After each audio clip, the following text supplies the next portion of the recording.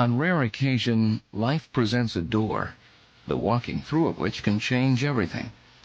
You are about to enter the Heart of Truth seminar, and across this threshold lies a return to the source of your personal power and ultimate truth, your soul.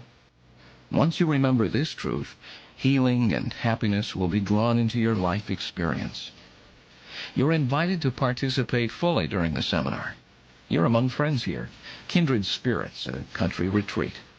Some will share questions and stories to bring truth into focus around real-life situations.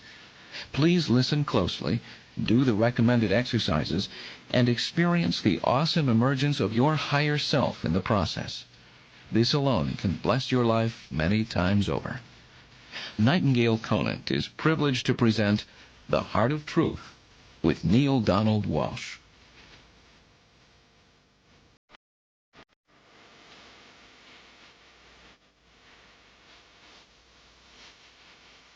There are no coincidences, and nothing happens by accident.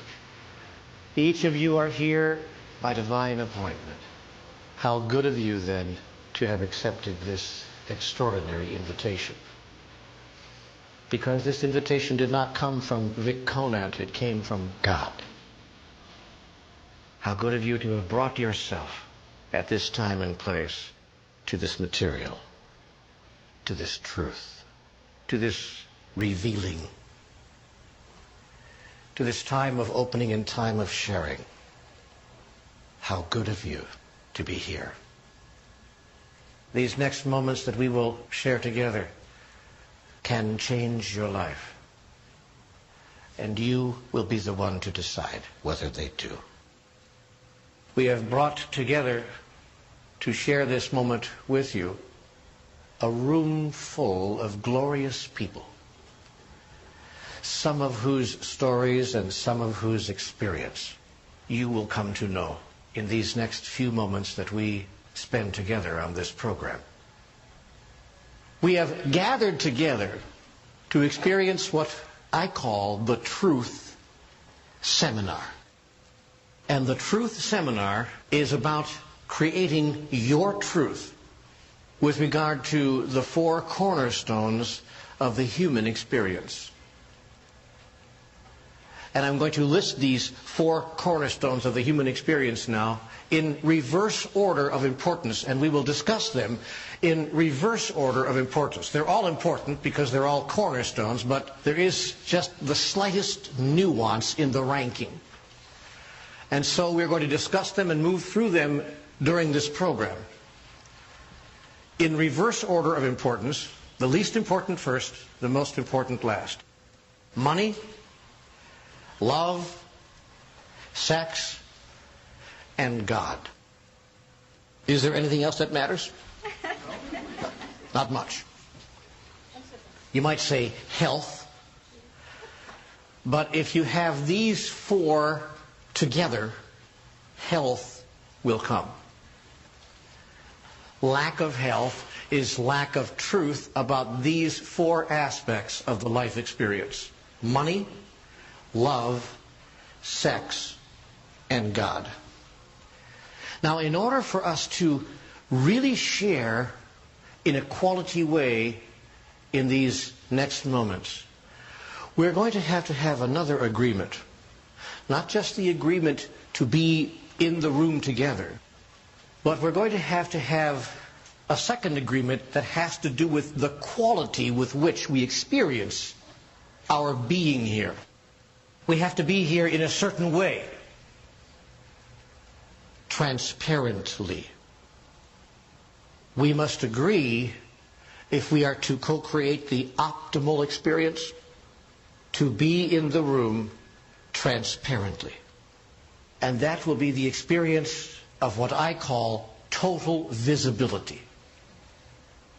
You must be willing to be totally visible, not just here during our time together, but in life as well. In all of life, total visibility is what is asked. And to the degree that we allow ourselves to move through the life experience totally visibly, with nothing hidden, so transparent that people can see right through us, that the concept even of a hidden agenda would be impossible to hold in our experience. If we're willing to show up in life in that way, almost everything that hurts you now, almost everything that frustrates you now, almost everything that annoys and pains you now, almost everything that stops you now will go away, will disappear, will vanish. Vanish right before your eyes. It has been said, know the truth and the truth shall set you free. Yet I tell you this, say the truth. Be the truth. Live the truth, and you shall set yourself free. The lives that you were intended to live on this planet were far more magnificent than the lives you're leading, and I don't care how magnificent is the life you're leading right now. I'm clear that many of you are leading magnificent lives. I'm clear that many of you are leading lives of great joy, of wonder, of excitement, in which you make glorious contributions. I'm clear about that. So this is not about fixing you. This is not about fixing you up. See, no one needs to be made any better. You're all perfectly fine just the way you are. As a matter of fact, that's the first thing that we come to when we understand the largest truth. You're perfect just the way you are.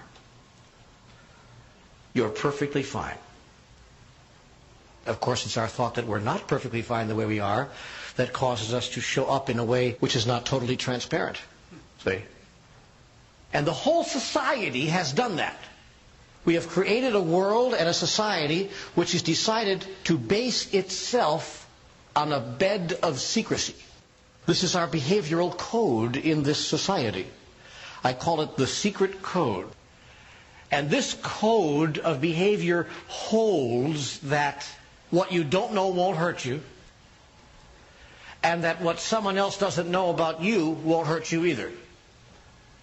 And so, whether we're talking about our individual personal lives, the way we relate to our husbands and wives and loved ones, our own family members, or our larger social circles, the way we relate to our friends and neighbors, our companions on the road of life, whether we're talking about the larger circle of our commerce and our businesses and our industries, which are based on what are called industrial secrets, whether we're talking about our governments, which consistently on this planet come from a place of what you don't know won't hurt us, or even whether we're talking about our religions and our spiritual movements, so many of which are based in ritual and secret to be kept from the masses.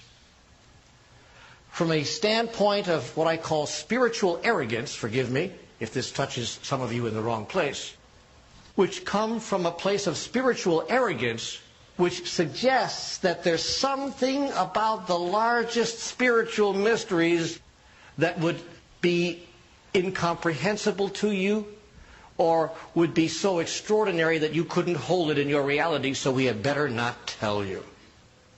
And so it was that even as a child, when I would ask my spiritual mentor, why would God do such a thing? More often than not, I received the response, mysterious are the ways of the Lord. It was only later that I understood that was secret code for I don't think I know. And if I did know, I wouldn't tell you, because I don't think you could possibly understand.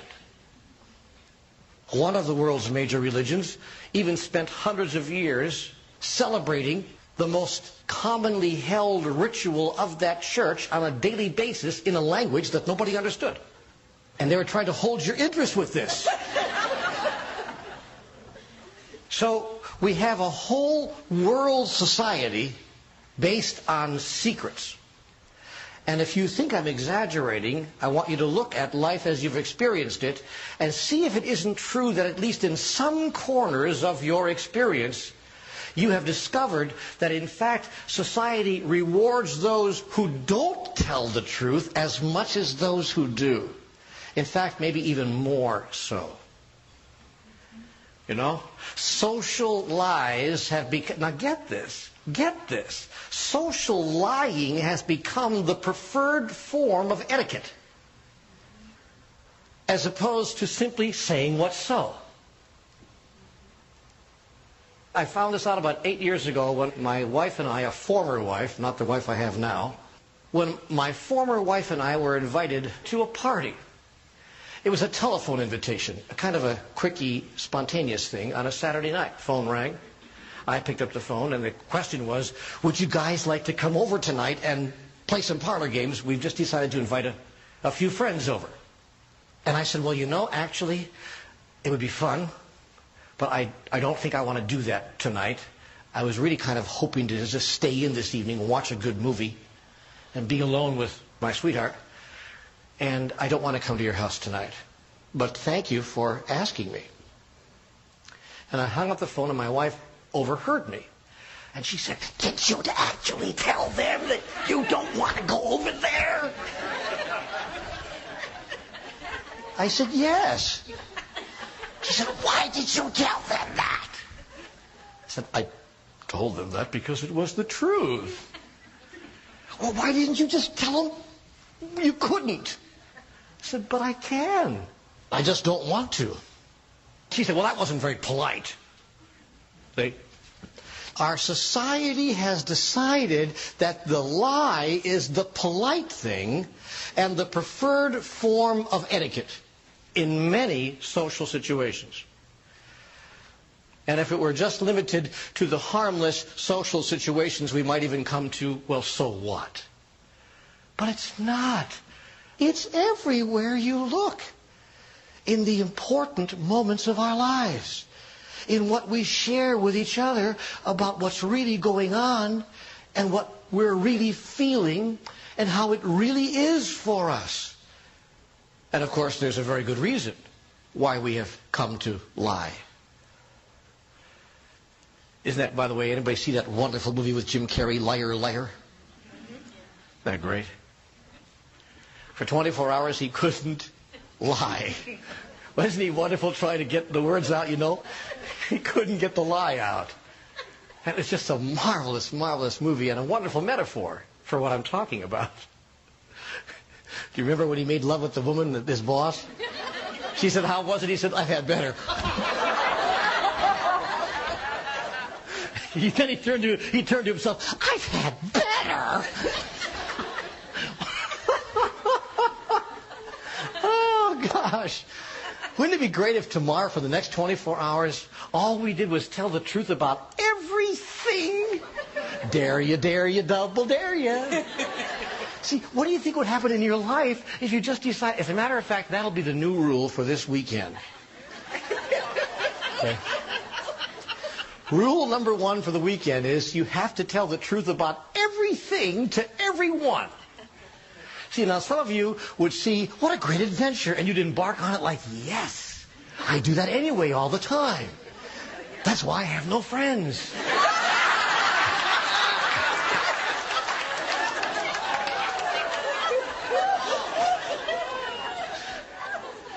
And some of you will say, this guy is crazy.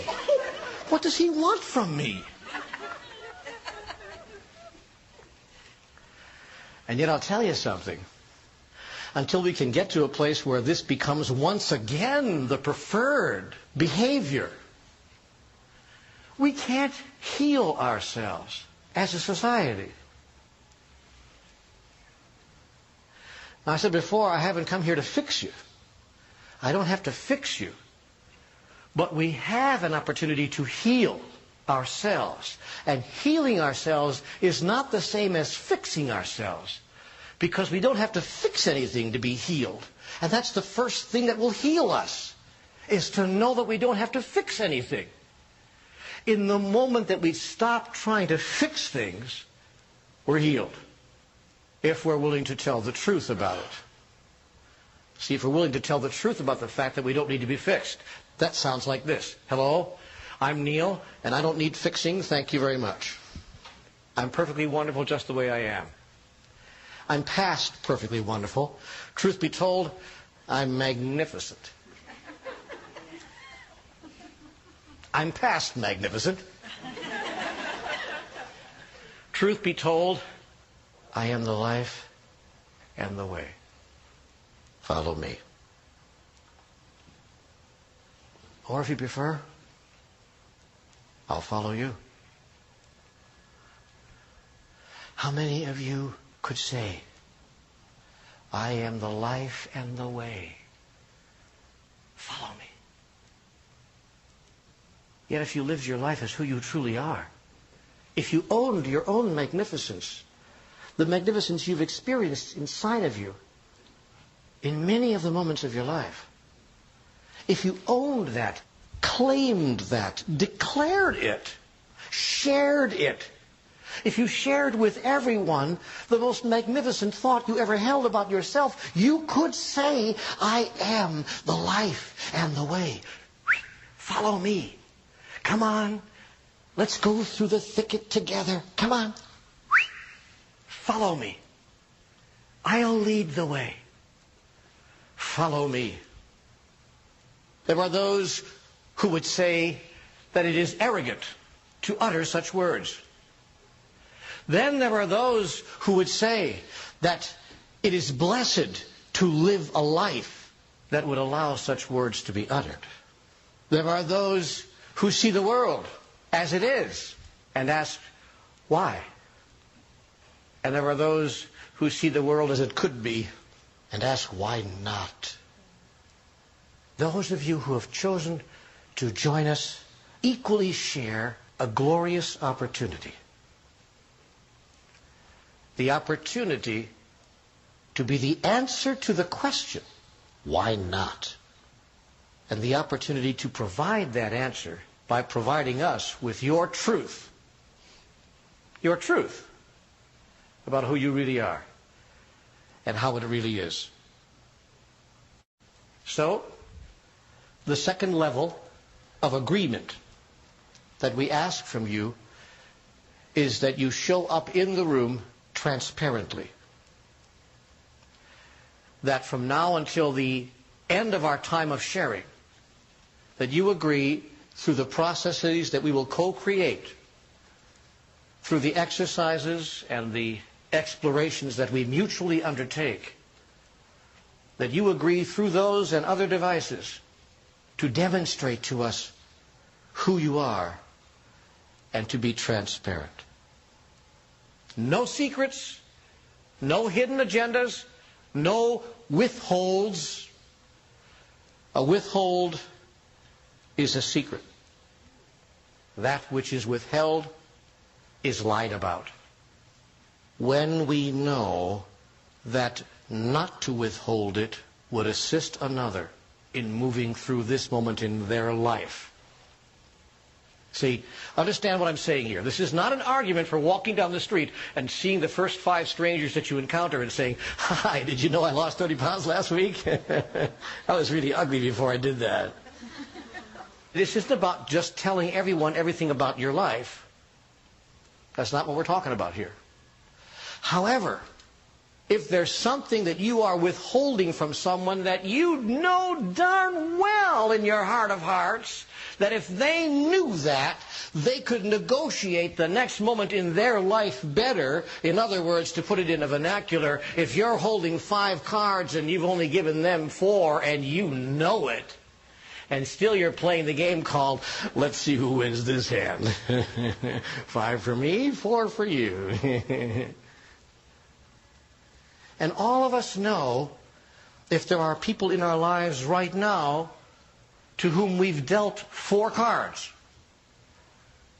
while we're holding 5.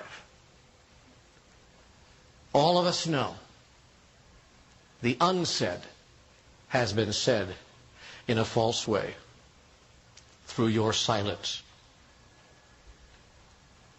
So, this is called the Truth Seminar. And what's going to happen here is that we will learn together how to speak and then to create our truth. For truth is not only merely spoken and reflected upon, it is created. And we are going to ask each of you in this program to look at the four cornerstones of the human experience in the context of your currently functioning truth about it. And we're going to ask you to do that transparently. What is my transparent truth about money? What is my truth about love? What is my truth about sex? What is my truth about God? Then we're going to ask you to look at, having identified your truth and spoken it to yourself and perhaps to others, maybe to us in this room, does this truth work for me? Is it providing me a platform from which I can create and experience the grandest version of the greatest vision ever I held about who I am? If it is, bravo. If it is not, or to the degree that there is still a bit further we could go in the creation of that vision, to that degree we will then invite you to create a new truth, to hold a new reality, to move into a new and grander experience, to recreate yourself anew in the next grandest version of the greatest vision ever you held about who you are. And why go through all of that? Why even bother with it? That's why we came here. That's why we're on the planet. That's what the whole shooting match is all about. This isn't about getting through the week, paying the mortgage, putting a few bucks aside for the grandkids. This isn't about handling the phone bill, keeping the relationship together, keeping the job, getting the job.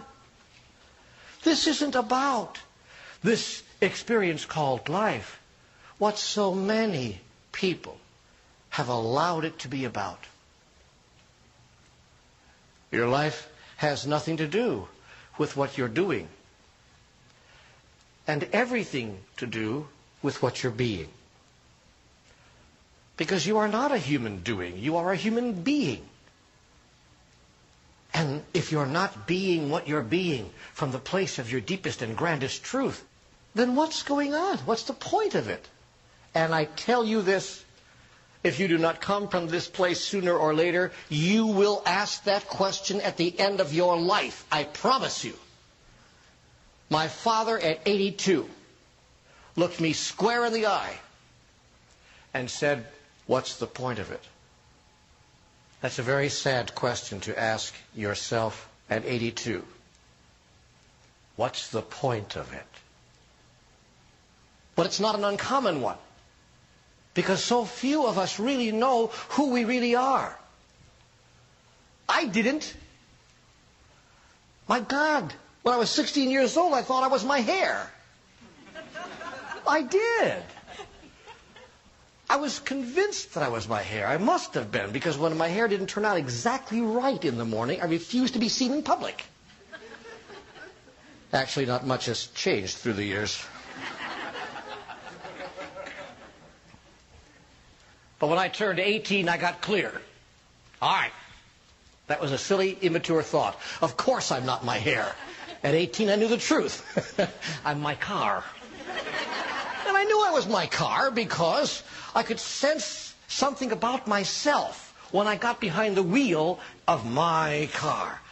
The kids in the neighborhood got to know something about me. You know, they knew who I was based on the car I was driving. One night my car wouldn't work, and my father said, "Here, kid, take my car," and threw me the keys. I said, "Are you kidding me? I wouldn't be caught dead in your car." My father drove an Oldsmobile. Today I drive an Oldsmobile. And the sins of the father shall be visited upon the sons. Well, it didn't take me long to grow up. And when I turned 21, I realized how immature I had been to imagine that I was my car. Of course I wasn't my car. At the age of 21, I knew the truth. I was my women. What are you laughing at? That sounded faintly like the laugh of recognition. And I knew that I was my women because everywhere I went, I could feel other people having thoughts about me based on who was and who wasn't on my arm. And I want you to know that I played the game called I Am My Women for a very long time. It was a delicious game to play.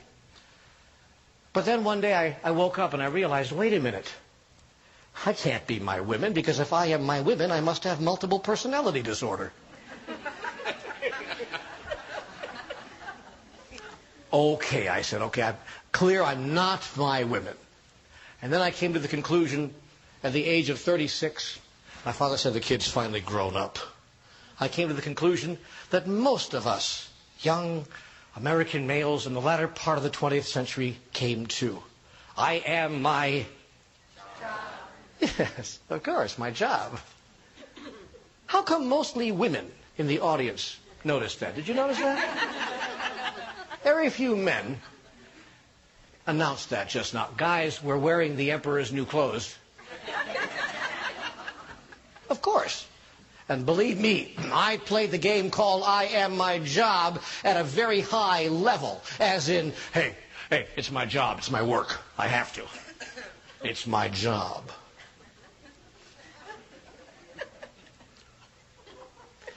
Then I looked at myself in the mirror somewhere around 42 and I said, wait a minute, I can't be my job. I've been fired 7 times. All right, who am I? Who am I? Who am I? And then I understood. One day in a moment of extraordinary clarity, like a lightning bolt, it hit me. And now my mother said, he's finally grown up. Because I realized in that moment, of course, I'm my family. See, if my family disappears, I have no identity. I'm gone. So I played the game called I Am My Family at a very high level. Then one day I came home after another long day at a job I detested, and I opened the door to my house to find that the house was totally empty. Not just of people, but of furniture. Now you know something's amiss when you walk in the house and all the furniture is gone. It's a true story. Wish it weren't, but it actually happened. I recall my reaction to this day. I opened the door and I went, my God, have you been robbed? But nobody comes into your house in the middle of the day and takes all the furniture out. That's ridiculous. Besides, not all of the furniture was gone. Over there in the corner, I noticed, was the coffee table that I brought into the marriage from my bachelor pad days. On the other side of the room was the stereo, the hi-fi that I had before I was married. I thought, no, this is crazy. This is crazy. This is not happening. I raced up to the bedroom. I threw open her side of the closet. All of her clothes were gone. I threw open my side of the closet. All of my clothes were still there. That's when I knew the awful truth. The robber was a woman. It's amazing what the mind will do to stop from looking at what's right in front of your face. But I couldn't. I couldn't stop from looking at it. I couldn't joke it away. I couldn't laugh it away. I couldn't brush it away. I couldn't make it go away. All I did was make her go away. And that's when I sat on the floor of my nearly empty living room and cried out,